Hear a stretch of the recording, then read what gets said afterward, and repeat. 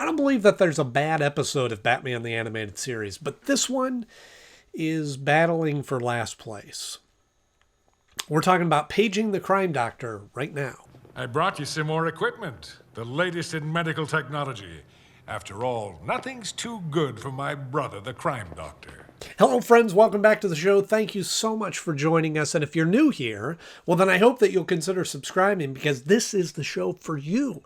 If you're a huge Batman fan and grew up on Batman the Animated Series, then welcome. This is home for you because here we talk about each and every episode of Batman the Animated Series 25 years later. And today we're talking about Paging the Crime Doctor, which originally aired on September 17th, 1993.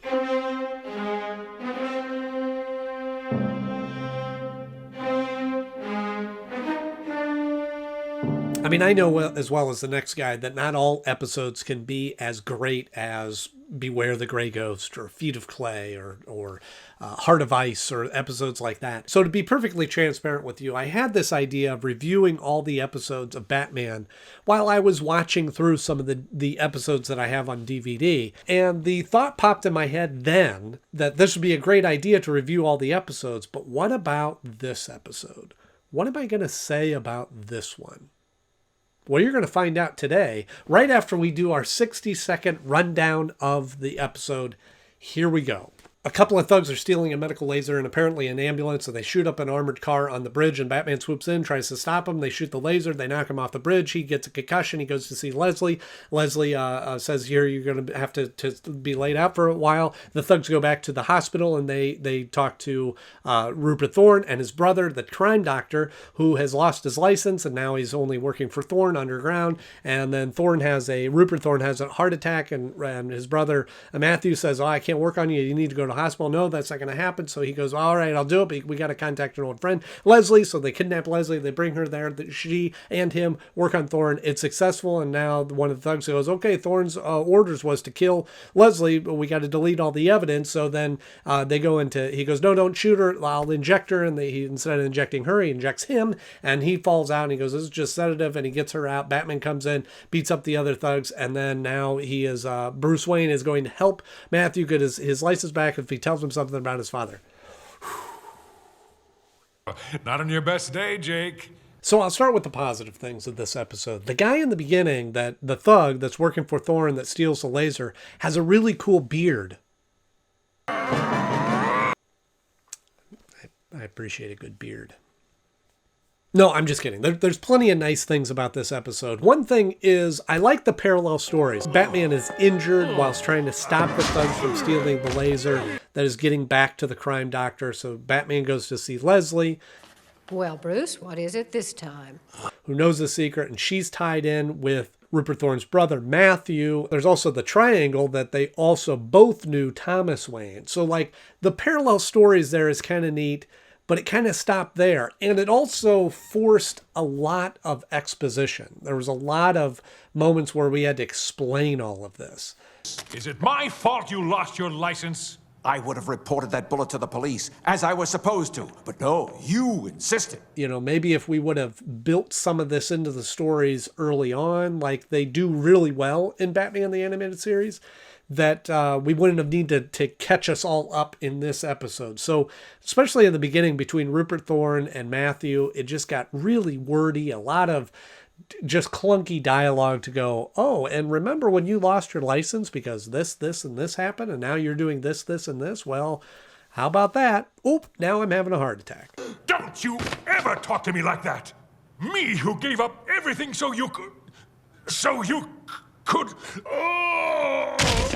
Another thing that I like in this episode is, and really I like this in any of the episodes, is when we really get to see Batman doing detective work. And in fact, in this one, we see Bruce Wayne and Alfred going to Leslie Tompkins' office and searching around and kind of piecing together this information and figuring out who did this and looking for clues. I always enjoy that kind of stuff. It's the detective fan in me that enjoys those elements. So that was neat. Matthew Thorne?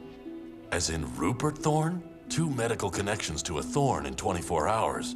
I doubt that's a coincidence. But again, it kind of uncovers pieces of Batman's or Bruce Wayne's past that he never knew.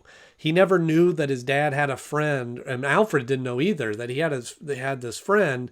Alfred knew that he had mentioned Matthew, but they didn't know it was Rupert Thorne's brother.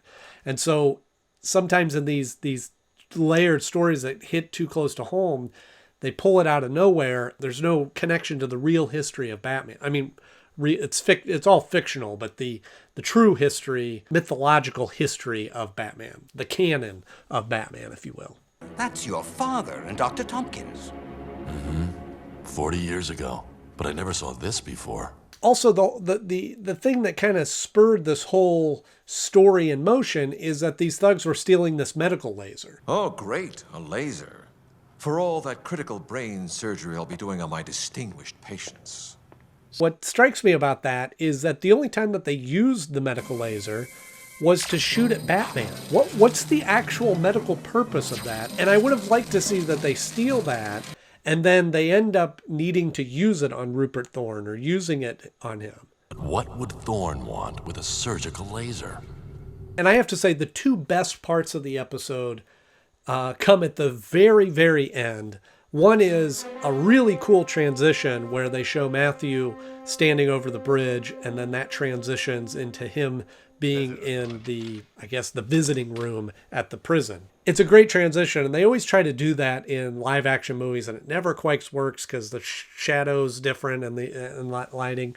But in animation, you could get away with it really well, and so the background changes. Great transition. And then the other moment that I actually forgot about was the very last line of that. Bruce Wayne is telling Matthew that he can help clear up some of his legal problems if he does something for him. And Matthew goes, no, I'm not doing that anymore. I'm not looking for any illegal favors. What then? Something you know. Something only you can give me. Tell me about my father. So when it comes time to rank this episode, I think all of you will be surprised to know that it ranks at number 1 for me. No, I'm just kidding. No, it does not. But I will say, going back to my original statement, that I don't think that there's a bad episode of Batman the Animated Series. I sat down and I watched this one tonight. It was fun. There's some great action. I like the mobster elements of the story. I like that they're telling a different story that isn't just like we saw in the last episode with the Worry Men, that it was just a bad guy doing bad things and Batman's got to stop him. This one had a little bit more dynamic to that. In that sense, it's not the worst episode on the list. It's not just bad. But unfortunately, it does fall pretty far down on the list at the number 53 spot of my favorite episodes so far. Just below Harvey and Ivy, because that is just a fun episode with a lot of flavor and a lot of pizzazz and a lot of intricacies to it. This one kind of falls more in just the drama area of the show. But it does beat out the Underdwellers, because if you haven't seen me talk about the Underdwellers, that honestly was pretty poor writing. Okay, but we'll do it my way.